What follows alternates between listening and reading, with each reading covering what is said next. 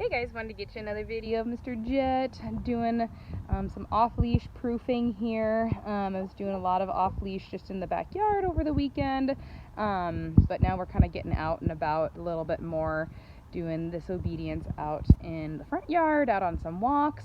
We have you can see the super long leash that he's dragging along with Alexis, and that's just, for safety, just in case.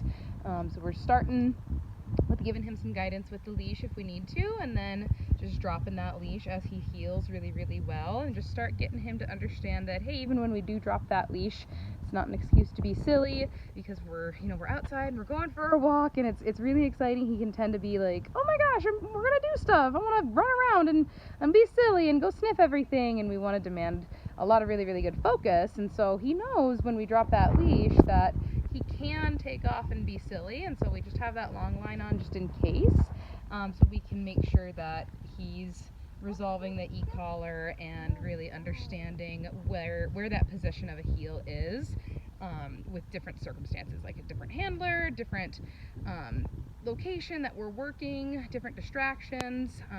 Good boy, much better. It's very nice. So you can see he's doing really well, staying nice and focused with Alexis over there. You can put him in a down in the shade. Practice some downs over here. Jett, boy. Down. Good, that a boy. And the reason that we go to this off leash is, one, so you guys can, have more freedom with him, go on hikes and do fun stuff and trust that he's going to come back. Two, it makes him think a lot more about the obedience instead of just, waiting for that leash to define his boundary. He's got to think about his boundary a lot more. So he's got to understand, okay, I've got to stand this down even though there's not leash. I've got to stand this heel even though there's not a leash to tell me where to be. Good boy. You've got a burr on your toe there. A burr on it. Can I have it? Can I have that? Can I get it out of the doodly Velcro fur? I know, it's weird.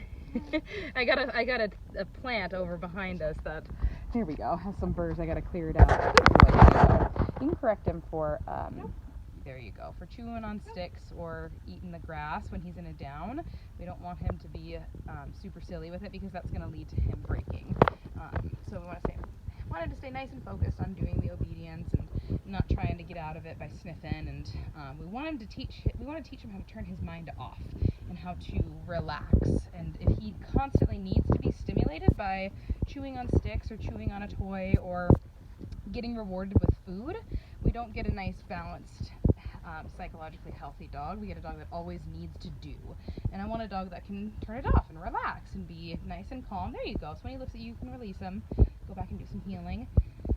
And so that's why we kind of don't allow a ton of silliness in this down all the time, because I want him to think about the obedience and what he's doing, and not, trying to entertain himself and get riled up again. There we go. So now what he's doing, he's being a little pouty. He's like, well, you make me do work. It's really hard. I would rather chew or chew on this grass or run around and be silly. Good. And so when he's not given eye contact, there we go. We're not going to release him. So one of those requirements for getting released out of that command is for him to look at us and give us that eye contact. One, so that we know he's focused. Two, so that we get him through that poutiness, so he's not gonna, be stuck in that pouty state of mind forever. You can see he's really happy to be up and out here. Sometimes when we ask a dog to do hard things, we put more clear boundaries on disobedience, they can get a little bit like, oh, well, I don't want to, it's hard. But we work him through that and just, give him rewards when it's appropriate, but also make sure he understands that when we ask him to work, it's time to work. That's a good boy. Perfect. So yeah, anyway, he's doing really good. Got that long line on for some off-leash safety here, but he is really starting to understand these commands, especially this heel and this focusing off-leash, and he's doing really awesome. So hope you're not missing him too much, and yeah, you guys are excited to see him.